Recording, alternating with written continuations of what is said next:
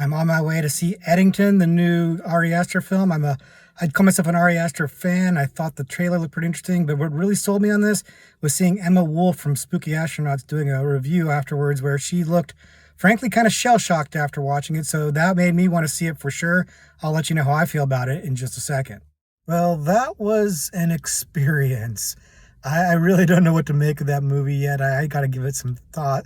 It's a mess of a movie, and I think that's by design. You know, the movie's dealing very blatantly and heavily with politics and kind of how messy politics are, and I think it's, you know, trying to do that intentionally.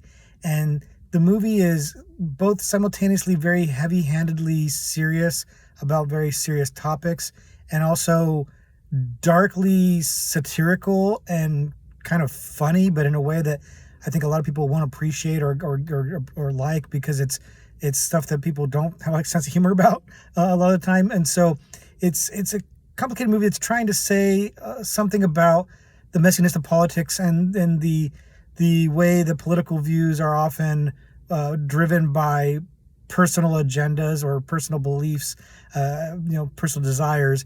And it's got something to say, but it's a little unclear on what exactly it is trying to say. You know, this movie could be looked at as kind of a right-wing movie. It could be looked at as a very left-wing movie.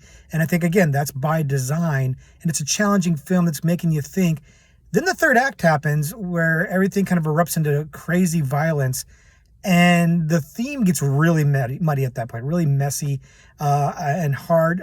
It loses the thread of what the message is, which I hadn't even really gotten my hands around yet. But by the time the third act came around, I was lost in terms of what this movie was trying to say and trying to do. And I feel like I need to see it again to really get my head around it. But I'm also not super inclined to see it again because it's not exactly the most enjoyable experience. It's not a fun movie to watch. It's a good movie in the sense it's got good performances. It's well made. It's a little long for what it is, but it's not like it's a badly made movie. It's just there's a lot going on. It's biting off a lot. There's throwing a lot of stuff into the mix here, and it's maybe a little too much.